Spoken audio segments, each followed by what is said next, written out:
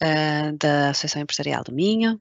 Hoje vamos falar sobre matérias-primas e inflação. Temos aqui o Steve Santos do Banco Big, que nos vai explicar o que é que vai acontecer com a inflação e a relação com o preço das matérias-primas. Steven, muito obrigada pela sua disponibilidade e por estar cá. Vou deixá-lo com a audiência e desejo-vos a todos uma boa speed talk. Até já. Obrigado, Margarida. Vou então só aqui partilhar o meu ecrã. Se estiverem a ver, por favor, digam. Sim, estamos a ver. Já está, ótimo. Então, agora estamos agora está. Muito bem. Então vamos a isso. Portanto, o meu nome é Steven Santos, eu sou diretor no BIG, Banco de Investimento Global. Levo algumas áreas interessantes, pelo menos na minha opinião, portanto, corretagem, soluções de trading do banco, quer para clientes particulares, quer para clientes institucionais, quer para empresas, e mais recentemente a área de research também do banco, portanto, análises que os nossos analistas fazem a mercados, a países, a classes de ativos, portanto, perspectivas macroeconómicas do banco, como também perspectivas para ações, sobretudo. Portanto, acabo por estar atento e estar envolvido em várias partes da oferta que nós damos aqui a partir do banco para clientes. Portanto, hoje vamos olhar um bocadinho para matérias-primas e inflação.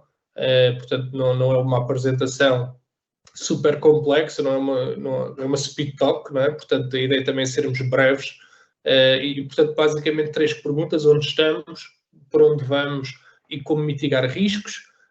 Partilhar aqui um bocadinho aquilo que nós temos visto, aquilo que nos tem chamado a atenção, também pensando sempre que somos um banco de investimento global, portanto é o que significa BIG, portanto acabamos por ter acesso a nível global aos mercados financeiros, mercados bolsistas, portanto uma panóplia de soluções que os nossos clientes acedem através de nós. Portanto, vamos olhar aqui um bocadinho onde estamos. Portanto, eu gosto bastante deste gráfico, que basicamente é um gráfico do Fundo Monetário Internacional, que é um índice global de preços de todas as matérias-primas. Portanto, nós tipicamente sabemos que o petróleo acaba por ter um peso relevante neste tipo de índices e, portanto, às vezes está sempre um bocadinho enviesada a nossa visão da inflação devido ao preço do petróleo. Ora, este gráfico, de facto, abrange todas as matérias-primas e vemos que estamos neste momento claramente acima de máximos anteriores, portanto, o máximo que foi atingido momentos ou pouco tempo antes da crise financeira global, 2008-2009, estamos bastante acima dos níveis de 2012, 2013, portanto estamos realmente em níveis muito, muito elevados. A inflação era um conceito muito teórico, pelo menos para quem não comprava, digamos, bens físicos numa base recorrente, portanto, para a generalidade das pessoas, diria, era um conceito muito teórico, muito abstrato. As pessoas não se relacionavam, sabíamos que em janeiro subia a conta da luz, da água, dos transportes públicos, mas pouco mais do que isso sabíamos. Ora, hoje em dia, qualquer português sabe o que é inflação, a forma como domina as nossas vidas e como nos retira poder de compra.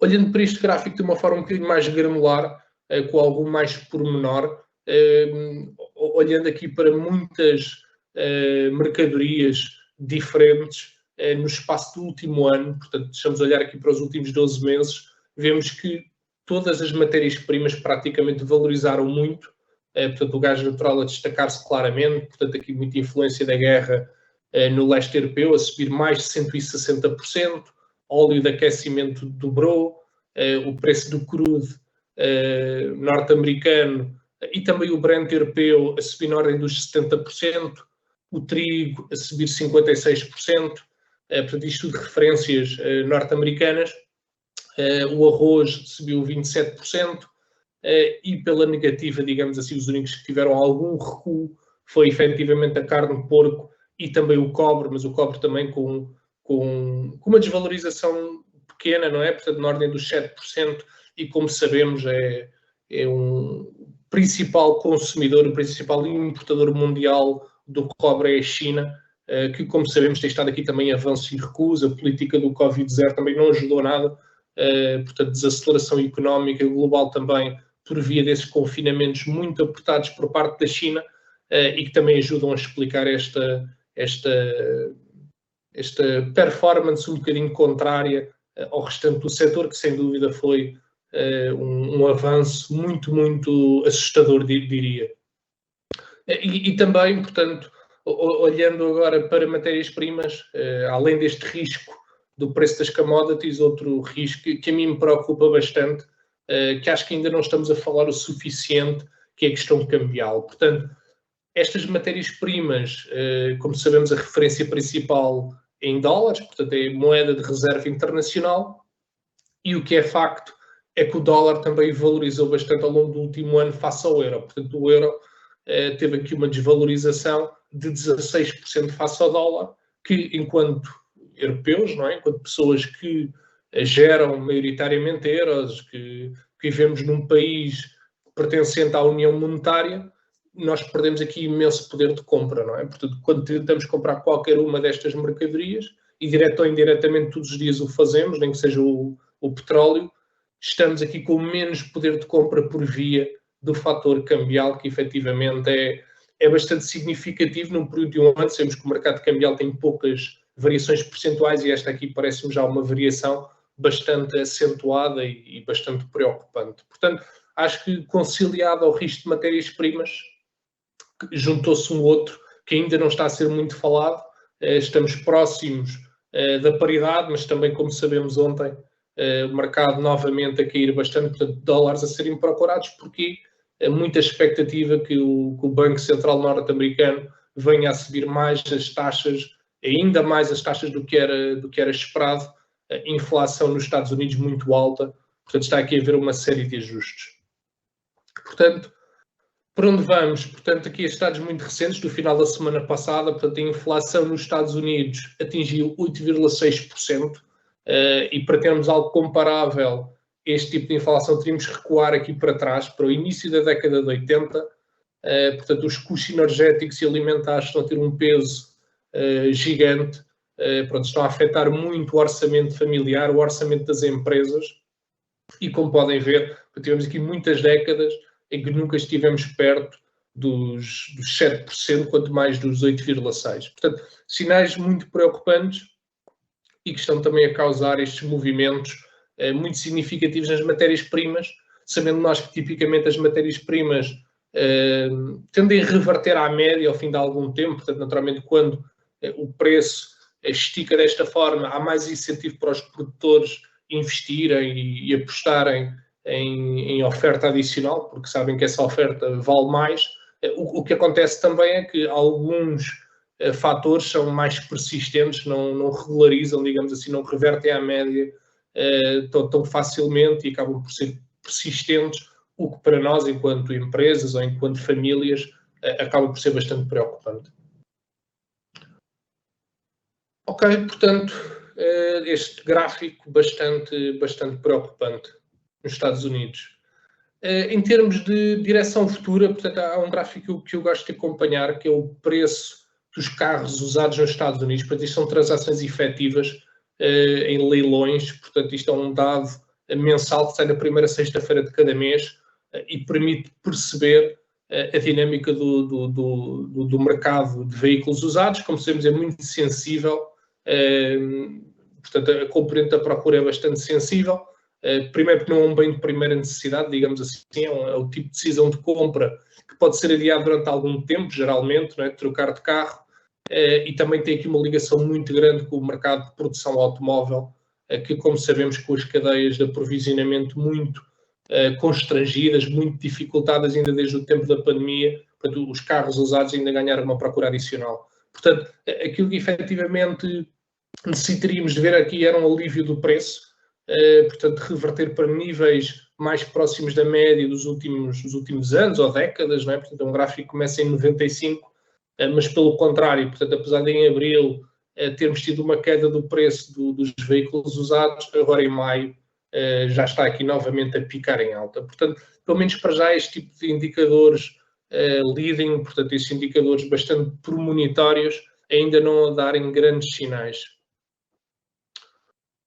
Outro indicador, portanto, que este sim, portanto, um indicador bem mais lento, que também está muito relacionado com, portanto, aqui este caso tipicamente com China, portanto, o índice de preços, portanto, para transportes marítimos em contentores, portanto, já teve aqui algum recuo ao longo deste ano 2022, como podem ver, esta queda acentuada da curva, mas mais recentemente também a subir, portanto, aqui a denotar também alguns custos também a recuperarem, portanto, ainda muito longe de níveis, se bem que aqui, portanto, foi um nível muito deprimido, este aqui durante a pandemia, não é? 2020, mas pelo menos por enquanto acima também de níveis que tivemos durante grande parte do ano 2021. Aqui em Londres, portanto, aqui referências para o Mar Báltico, portanto, aqui referências europeias, aqui sim já estamos a ver uma queda mais acentuada nos preços do transporte marítimo. Portanto, pelo menos aqui alguma tentativa de normalização de custos, alguma tentativa de normalização das cadeias de aprovisionamento.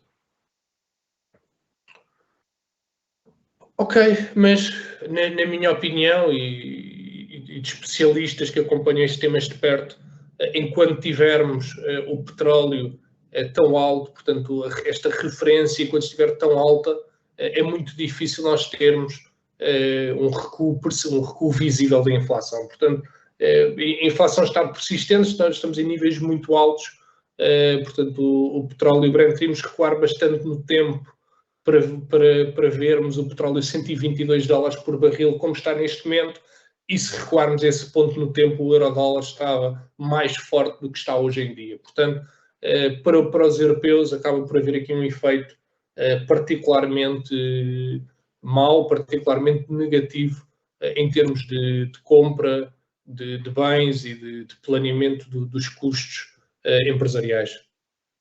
Steven, desculpe, eu deixei de ver a sua apresentação, não sei se está toda a gente a ver.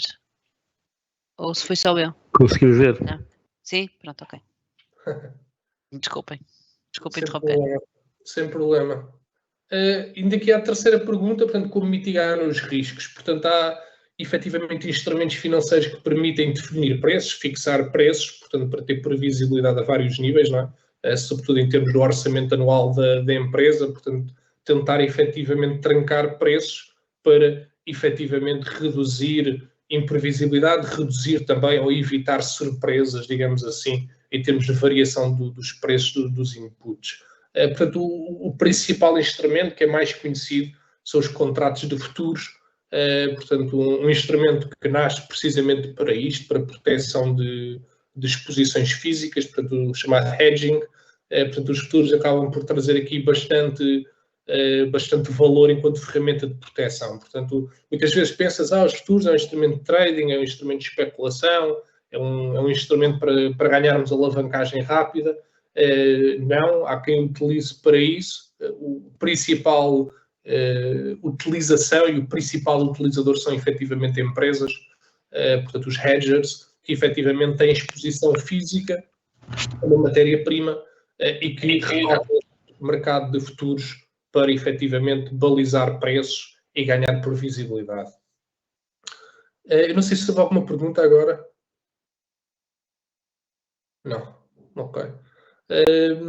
Portanto, os futuros acabam por serem instrumentos listados em bolsa, tal como se fossem ações, permitem beneficiar ou da subida do preço, como também da descida. Portanto, um contrato de futuros, qualquer contrato de futuros pode ter uma posição de compra em que nós beneficiamos com a valorização, como também pode ter uma posição de venda, se nós assim o entendermos, portanto, ganharmos com uma descida do preço do ativo subjacente, e que depois vai ter uma data de vencimento. Portanto, vai ter uma data de maturidade, alguns no futuro, há contratos mensais, mas muitos instrumentos, muitos futuros têm tipicamente contratos trimestrais. Portanto, 3 em 3 meses terminam e têm de ser renovados. Portanto, têm de ser rolados os contratos para garantir essa mesma proteção. Aqui, basicamente, dei aqui um exemplo simples, portanto, de uma empresa de construção civil que sabe que ganhou aqui um concurso, teve uma adjudicação, e sabe que numa das fases mais finais dessa obra necessitará de cobre, sabe que está a algum tempo de distância, portanto aqui assumi 6 meses, portanto, dado o risco de variação do preço entre este momento atual em que efetivamente ganhou a obra e sabe que vai precisar efetivamente de ter o cobre físico, há aqui portanto, um hiato de tempo bastante grande, 6 meses, em que pode haver uma série de surpresas negativas. Portanto, o que se poderia fazer neste caso era comprar futuros desde já para definir esse preço, garantir esse mesmo preço. Caso o cobre valorize nesse horizonte de tempo de 6 meses, esse incremento de custo, digamos assim, está protegido, portanto vai ter ganhos nos contratos futuros, portanto consegue trancar desde logo no momento atual o seu preço de custo. Caso efetivamente desvalorize, terá uma perda nos contratos futuros, mas também terá a certeza que vai conseguir comprar cobre no mercado à vista de forma mais económica e de forma mais barata. Portanto, isto é um exemplo bastante simples, em que a empresa de construção civil nem sequer é um produtor, portanto, nem sequer é um extrator de cobre, não é uma mineira, digamos assim, é só uma empresa que no âmbito da sua atividade vai ter que precisar deste input em quantidades grandes, como há aqui efetivamente incerteza associada a este período de 6 meses, mas que até poderia ser mais, poderia ser uma obra maior, talvez estivéssemos a falar de 1 ano ou 2, poderia efetivamente proteger-se a partir do momento atual. Portanto, estes são os contratos futuros muito utilizados, muito beneficiados, digamos assim, por parte das empresas. Opções. Portanto, as opções também são contratos financeiros, também listados em bolsa, praticamente todos, muito semelhantes aos futuros, com uma diferença que aqui definimos um preço de exercício, digamos assim, portanto há um preço, há uma opcionalidade em que nós efetivamente conseguimos beneficiar dessa opcionalidade caso o preço no momento futuro esteja acima do preço de exercício que nós definirmos hoje no contrato. Portanto, hoje contratualizamos um preço acima do qual nós estamos ganhadores e a nossa perda máxima, digamos assim, está completamente definida no dia da abertura do contrato de opções, porque nós pagamos à cabeça esse prémio, é o termo técnico, pagamos o prémio para termos essa opcionalidade do nosso lado, que poderemos exercer sim ou não, poderá fazer sentido ou não no término do contrato. Os contratos americanos podem ser exercidos a qualquer momento da vida do contrato, os contratos europeus não, portanto só no término, só quando terminam é que efetivamente podemos exercer o contrato. Neste caso, o exemplo que dei seria de uma empresa têxtil que tem altos custos com a energia, portanto tem efetivamente aqui necessidade de planeamento dos custos dos inputs para os próximos 12 meses, portanto é um planeamento anual que está aqui a ser feito e efetivamente, dado o risco de variação do preço, decide comprar opções de compra sobre o Brent. Portanto, naturalmente que aqui poderíamos ter escolhido outro subjacente, poderíamos ter olhado para a gasolina, podemos ter olhado para uma série de alternativas, escolhi o Brent para efeitos de simplicidade, fixou o preço. Caso o petróleo valorize, essa variação está protegida por ganhos no contrato de opções. Caso efetivamente desvalorize, a empresa terá perdido o prémio pago inicialmente, mas terá efetivamente poupanças na sua fatura da energia. Portanto, um exemplo simples, que naturalmente depois tem de ser visto caso a caso, consoante as maiores necessidades ou inputs específicos que cada entidade tenha e cada empresa tenha.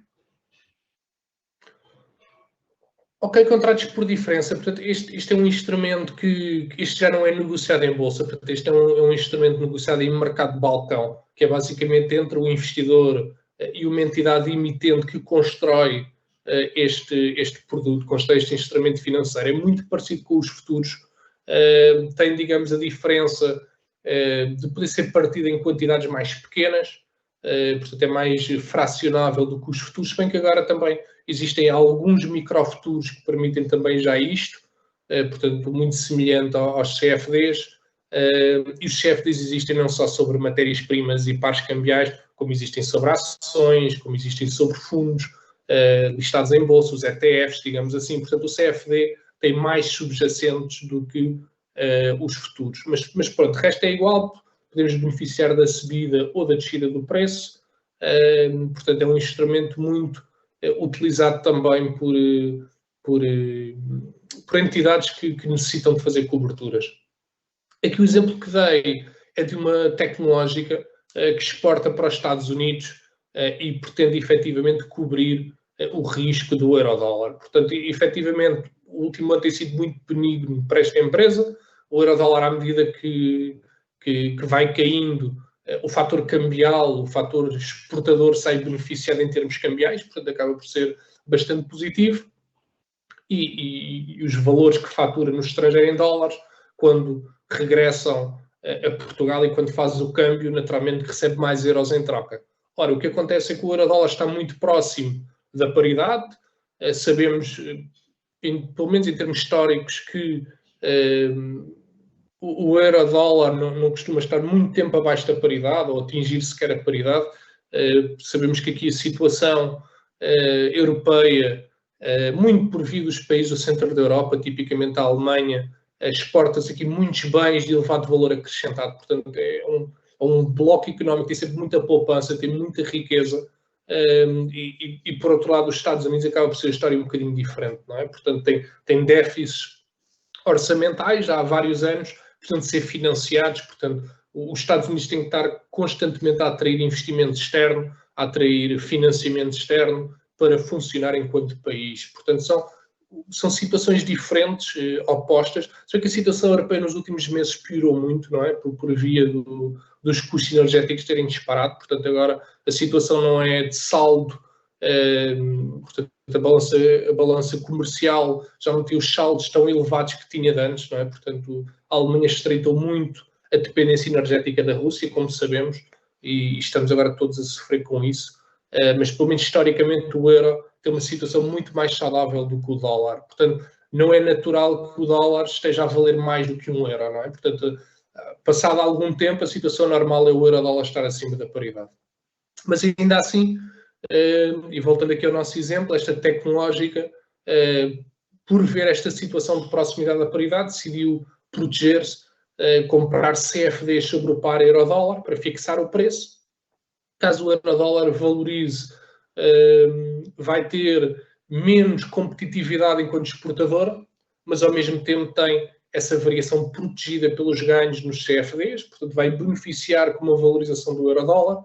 Caso desvalorize, portanto, caso o euro-dólar continue por ali abaixo, terá perdas nos CFDs, mas continua a beneficiar de um euro mais fraco enquanto empresa exportadora para os Estados Unidos. Portanto, são exemplos simples que dei, naturalmente teriam que ser aprofundados para cada empresa, para cada caso específico. O BIG tem alguma experiência nos últimos anos com este tipo de proteções, nomeadamente empresas agropecuárias e empresas ligadas a metais industriais, portanto aí temos muita experiência.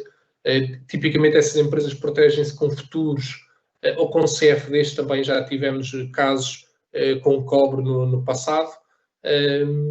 E pronto, portanto, vimos estes exemplos, existiram muitos outros, com aço, por exemplo, com trigo, com prata, com alumínio. Portanto, existiria aqui vários casos que poderíamos implementar na prática. Acabámos por ver este, mas fico desde já também disponível aqui para algumas dúvidas que tenham, questões, estejam à vontade.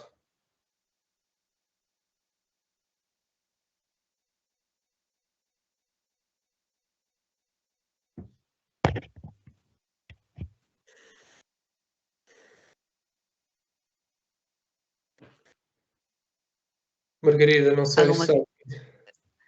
Ia perguntar se havia alguma questão aqui. E eu, por acaso, logo no início fiquei com uma dúvida. Não se importa de passar, Steven, para os primeiros slides, vai para o segundo ou terceiro slide.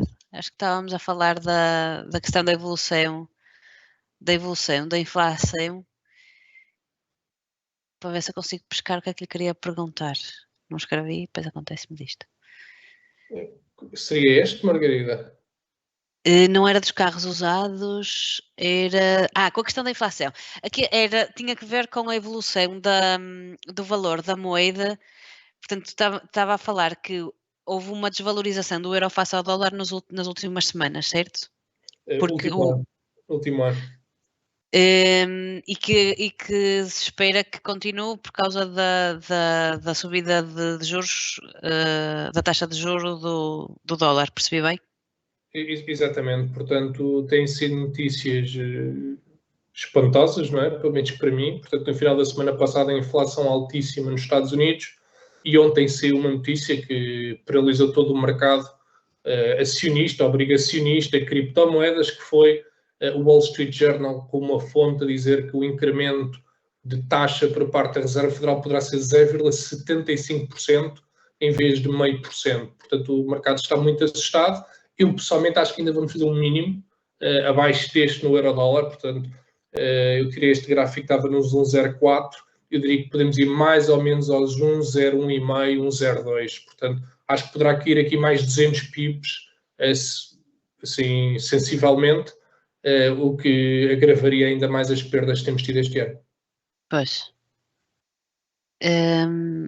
E a minha pergunta até é, se calhar, uma coisa um bocado naif, mas estando a ocorrer uma desvalorização do euro face ao dólar, e isso estar a acontecer porque há uma corrida à compra de dólar, não é? Eu vou-lhe fazendo pergunta, é isso que está a acontecer, certo? Isso mesmo. Um anúncio do Banco Central Europeu de aumento da taxa de juros não inverteria esta situação? Assim, pelo menos para já não, Margarida. Portanto, o BCE está... Tipicamente, a Reserva Federal lidera, não é? Portanto, é o mais rápido a subir taxas, assim que há uma recuperação económica, a reduzir taxas. Esta vez até demoraram um tempo a mais, não é? Portanto, há um ano atrás dizia-se que a inflação era transitória, não é? Portanto, isto muito foi dito. Até há uns meses atrás. Exatamente, há bem poucos meses atrás, exatamente. Portanto, até outubro, novembro, era a narrativa que tudo isto seria passageiro, quando as taxas já estavam a picar bastante. Portanto, desta vez os Estados Unidos até demoraram muito mais tempo do que o habitual, mas geralmente eles são mais rápidos, são mais assertivos e não deixam de estar novamente a ser os pioneiros a subir taxas, e estão a subir muitas taxas. O BCE anda aqui um bocadinho atrás da curva, muito mais lenta. A inflação está altíssima também na Europa, não é? Como nós sabemos todos, na Alemanha está ao nível mais alto desde a reunificação das Alemanhas, portanto, certo, nos anos 90. E apesar disso, o Banco Central Europeu esteve a comprar dívida no mercado até há poucos dias atrás, não é? Portanto, estamos muito para trás da curva.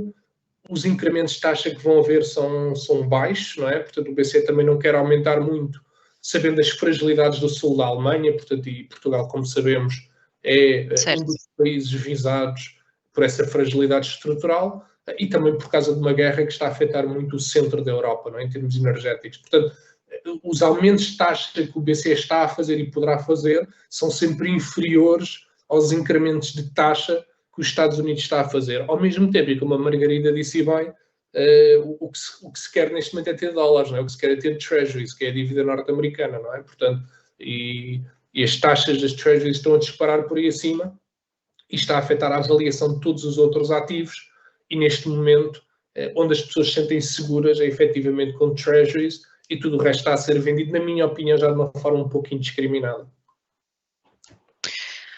Ok, então isto pode ser uma boa altura para estar a fazer compras, não é? Eventualmente, sim. Numa perspectiva de hedging,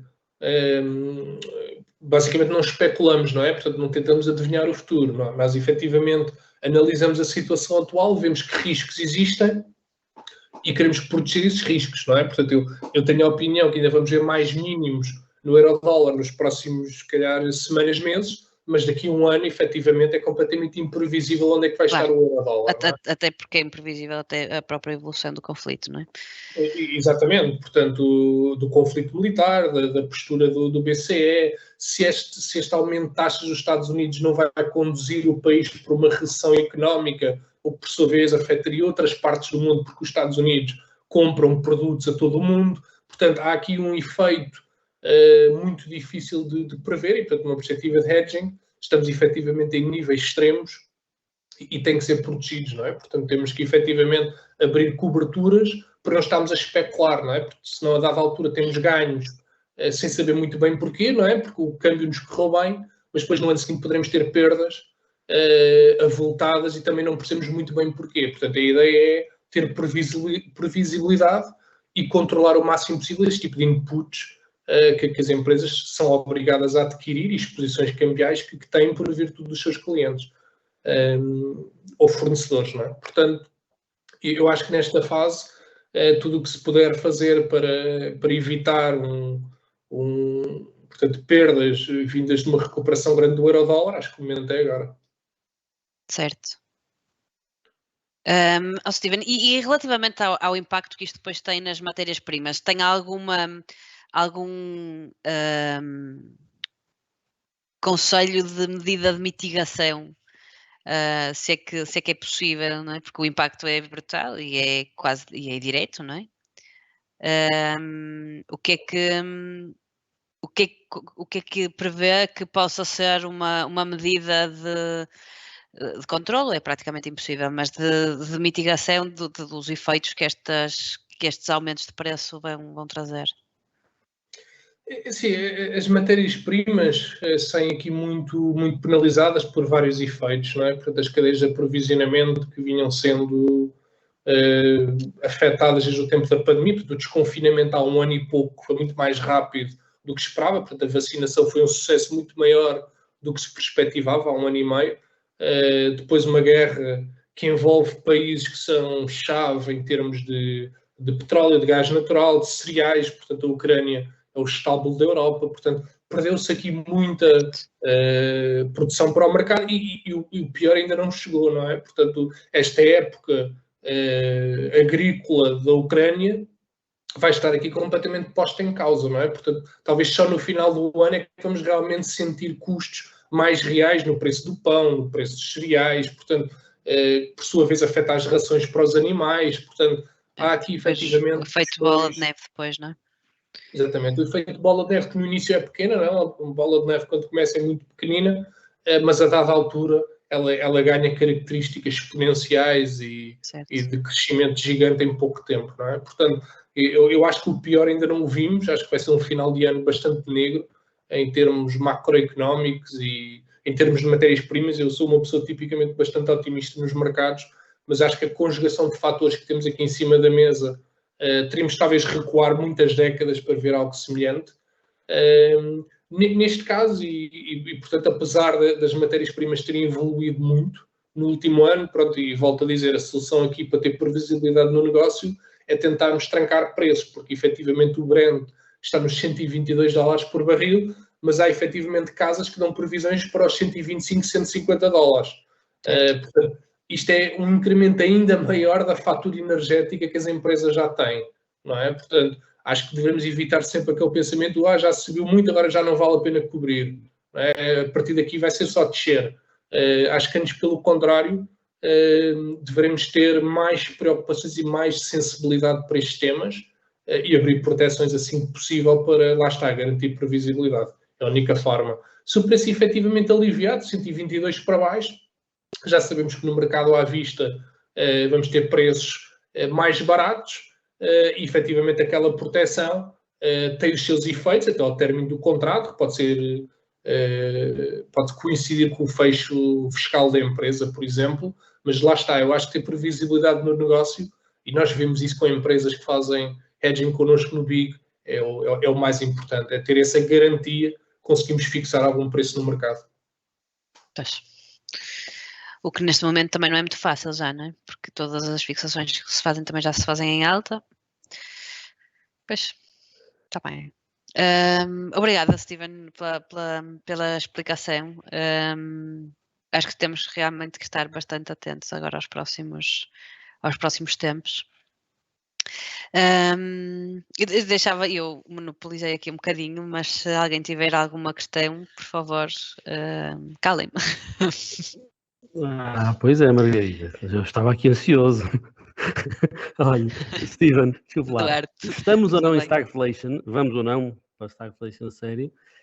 E o cenário, imaginando que amanhã o Putin morria e que a questão do gás, a questão do óleo, a coisa normalizava, era recuperável ou não? Ou seja, dois cenários. O pior cenário que falou, que stagflation bruta, vamos dizer assim, um choque brutal, ou até uma reversão rápida. O que é que se podia prever ou expectar? O que é que podia trazer? Peço que houve uma falha. A morte do Putin? Sim. Imaginando que amanhã, não é, acabava a guerra, não é? Pronto, em que o gás natural baixaria, o petróleo poderia ser estabilizado a 2 meses, ou o que for, com a exportação e a reabertura do gás e do petróleo. Ou seja, se houvesse uma reversão na parte da guerra, qual é a sua expectativa de que a economia pudesse reagir, sabendo que as taxas já estão a subir, no BCE e Estados Unidos, e que há inflação de facto? Como é que veria um cenário desse género? Como é que se protegeria, ou qual seriam os passos para reagir num cenário desses? Muito bem. De facto, acho que estamos a entrar em estagflação. Eu, por acaso, falei disso ao Jornal de Negócios, acho que foi no dia em que começou a invasão militar e nessa altura ainda ninguém falava sobre isso.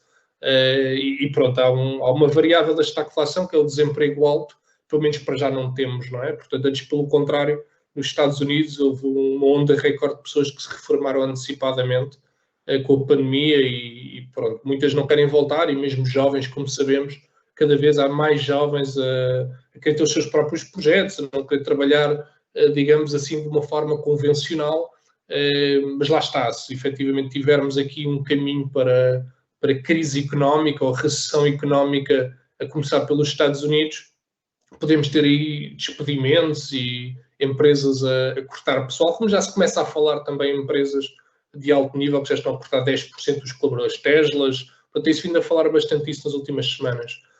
Portanto, esta reflação, eu acho que a economia estagnada, a inflação altíssima, portanto, acho que são um cocktail muito, muito perigoso para a economia.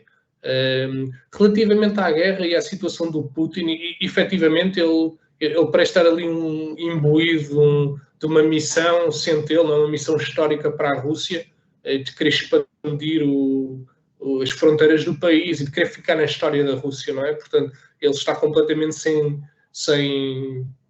consciência quase aquilo que os impactos está a ter nos outros povos e nos outros países e quer levar a sua missão expansionista à frente. Portanto, eu acho que se ele por algum motivo morresse e saísse de cena, acho que teríamos aqui um alívio bastante grande de tudo o que estamos a ver, sem dúvida. Portanto, preços energéticos a cair, ações a recuperar, acho que iria haver aqui um alívio de risco muito, muito grande. Ao mesmo tempo, e para as matérias-primas, sinto que aí há questões mais estruturais que demoram mais tempo a passar, portanto, que são mais persistentes na economia, portanto, que dependem de infraestruturas, dependem de investimento, dependem de cadeias de abastecimento grandes e que não conseguiríamos regularizar em pouco tempo. Eu penso aqui um bocadinho na questão do petróleo norte-americano, a questão do petróleo do xisto, que se falava muito em 2015, 16, 17, que eram muito ágeis, muito dinâmicas. O petróleo subiu um bocadinho e elas aumentavam logo as torneiras. Portanto, era um capitalismo muito ágil e muito leve. Hoje em dia quase não existe, porque houve muito desinvestimento desse tipo de empresas, não é? Muito arriscadas, muito endividadas, e agora também o custo da dívida está a subir bastante. Portanto, há menos interesse dos investidores em financiar esse tipo de operadores de petróleo do xisto nos Estados Unidos. Portanto, é muito mais difícil haver reação dos produtores a estes preços bastante altos, não é? E até Angola, não é? Que é mais familiar para nós portugueses, que é o segundo maior produtor da África subsaariana, mas como não investiu na tecnologia nos últimos anos, agora, apesar dos preços estarem altíssimos, Angola não consegue responder e duplicar a produção nem nada disso. Portanto, as matérias-primas, apesar de, ao longo do tempo, tenderem a reverter à média, acho que a curto e médio prazo é difícil reagirem. Portanto, acho que a notícia seria positiva para o mercado e para a economia, um eventual desaparecimento do Putin, mas acho que há aqui questões mais estruturais que precisam ser resolvidas. Ou seja, havendo inflação como estamos, as coisas normalizando, maior procura sem oferta, inflação persiste. Exatamente.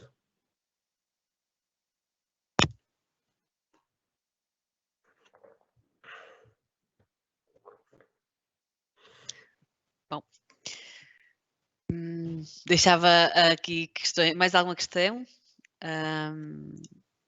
do auditório. Temos aqui uma mensagem do Pedro Menezes a agradecer, já saiu, entretanto. Bem, não havendo mais questões, eu dava por terminada a sessão, agradecendo aqui a disponibilidade do Big e do Steven pela esclarecedora apresentação, não menos assustadora, mas bastante esclarecedora. E deixava a indicação de que vamos ter a próxima Speed Talk com o António Paulo Teixeira acerca do gestor de contrato, que é a próxima, é uma das exigências dos próximos contratos com Portugal 2020 e PRR. Vai ser bastante interessante, não percam. Até à próxima, Steven, mais uma vez, muito obrigada. E ao Bic também. Yes. Adeus. Bom dia. Adeus, boa tarde. Bom dia.